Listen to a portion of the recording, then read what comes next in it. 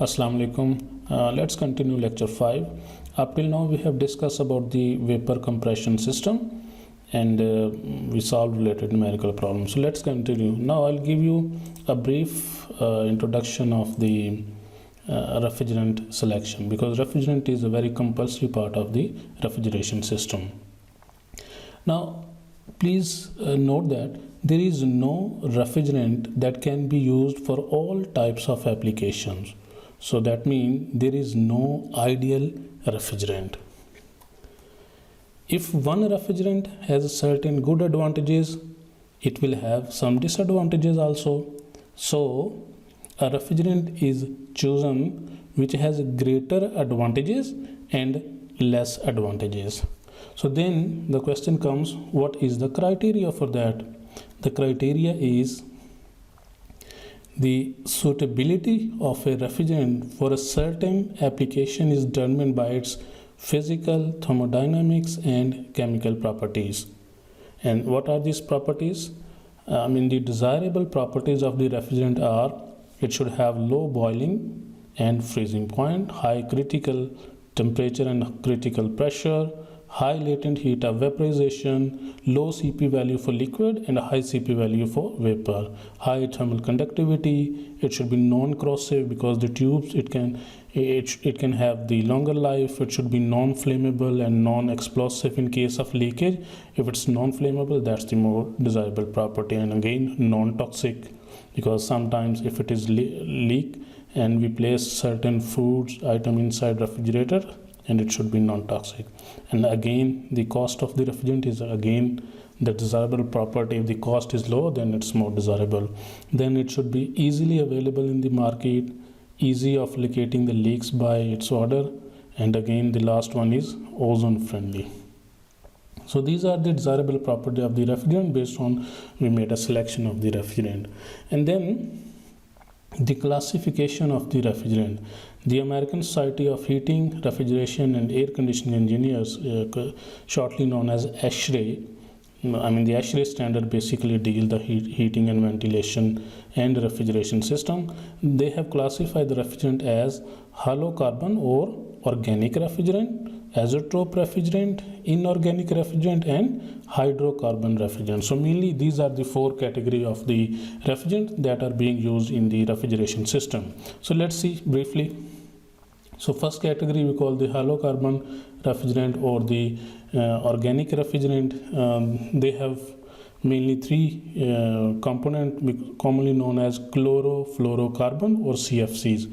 These compounds are synthetically produced and they are known as a freon family of refrigerant. You can see that carbon, chloro, right? So basically if this is 3, then it is called a trichloro, right? So mainly either it is methane base or ethane base. So that's shortly known as chlorofluorocarbon.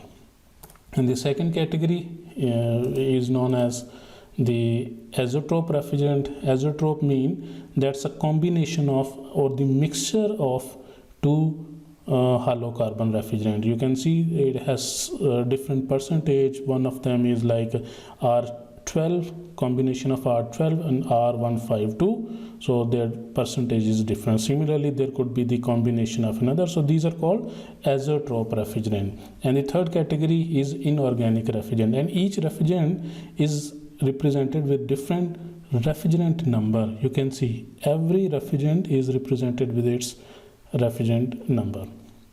And again we have the inorganic refrigerant. You can see ammonia, water, air, carbon dioxide, sulfur dioxide, they are under the inorganic refrigerant. And the last category is hydrocarbon refrigerant. Like we have the hydrocarbon, ethane, propane, butane. I think methanol is not mentioned in that case. So they are very commonly used as refrigerant. Again, they also represented with certain refrigerant number. So this is a brief introduction of the refrigerants that are being used in our refrigeration system. Now In the beginning of this chapter, as I mentioned, that there are basically three types of the refrigeration system. First one was vapor compression refrigeration system, then vapor absorption, and the last one was air or gas refrigeration system. So let's continue with the second type, which is called vapor absorption refrigeration system. Now this type of refrigeration system, in that case, compressor is replaced with a more complex system. So a single component compressor is replaced with absorber, liquid pump, expansion valve, and generator. So compressor is replaced with the four component, right? So you can see the other component are the same, like a condenser, expansion valve, and evaporator. Then comes the compressor in case of vapor compression, but now compressor is replaced with these four components. Now let's first see a comparison. So this was the vapor compression that we already discussed in our previous lectures, and now we are going to discuss vapor absorption cycle. Basically that system, vapor compression, was electricity driven. I mean, we give electric power to compressor, then electric power is converted into mechanical work, so that is rotated. But vapor absorption cycle, they are basically heat driven system. So major input is a heat, so that's why they are heat driven. Although there is a small pump, but that small pump is used for the circulation only. So the major input is a heat input, that's why they are known as heat driven system. Similarly, the vapor compression that we discussed, they have mainly application for the domestic and as well as the industrial application, and they are less expensive in terms of initial cost, simple in construction, and their COP value is much higher, in the range of 2 to 3.5 COP, and they can use a large variety of the refrigerant. I mean, we can use even the CFCs, we can use the inorganic refrigerant, as well as we can use the azeotrope. But in case of vapor absorption system, their initial cost is very high, right, and they are less efficient than the vapor compression system, and they are used when the waste heat is available. So you might observe that in industry we have many quantity of the waste heat in the form of flue gases, in the form of condensate, right? And sometimes we can also use the renewable energy, because the solar energy is free of cost, so we can also incorporate solar energy into the vapor absorption system. So mainly this is a heat driven. When you have a waste heat and you want to utilize that waste heat, then you go for such type of system, vapor absorption system. However, their COP value is very low, in a range of 0.5 to 0.8 as compared to the COP value of the vapor compression cycle. This is very low. And again, we are very limited in case of the choice for the refrigerant. Normally two refrigerant are used. One of them is water, another one is ammonia. Now let's see the basic working principle of the vapor absorption system. As you know, these three components are the same: condenser, expansion valve, and the evaporator. Now you know, in evaporator, inlet to the evaporator is liquid, right? We have the liquid refrigerant. Here we have the liquid refrigerant, right? That liquid refrigerant enter into the evaporator, so it absorb heat. Let's say that heat could be from your item, anything, so that absorb heat, so it becomes vapors now.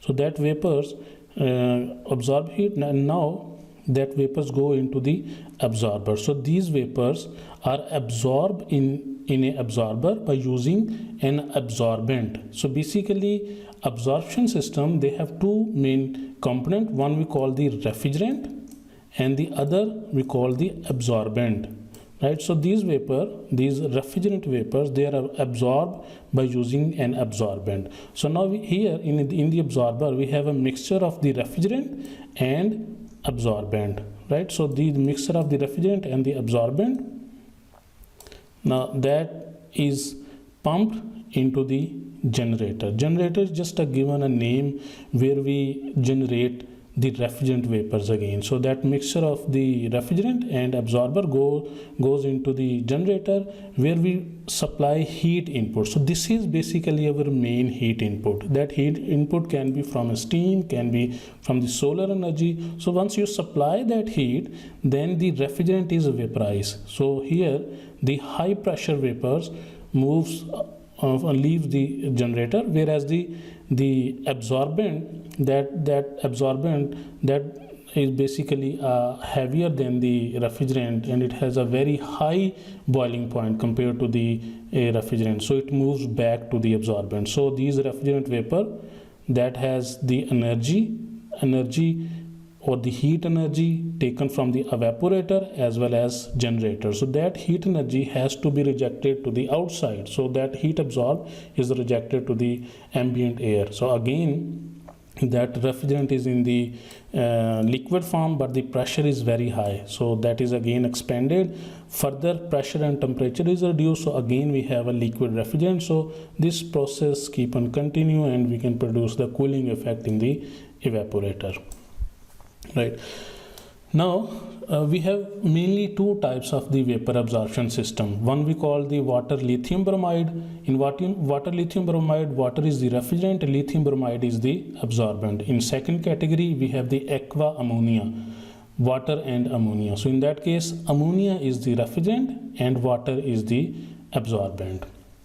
So let's see first type of the vapor absorption system, which is based on the ammonia lithium bromide. In that case, lithium bromide is a salt, right, that is used to absorb the water vapors, because water is now the refrigerant. Such type of system in industry, we named it as a absorption chiller. Now the absorption chiller, they have the two main applications for producing the chilled water, producing the cold water, but we can also use that chilled water to produce the cold air. So that may be used for the air conditioning application. So these are basically the absorption chiller. So you cannot see inside. Basically they have two main components, this one and these two chillers. So they are called absorption chiller.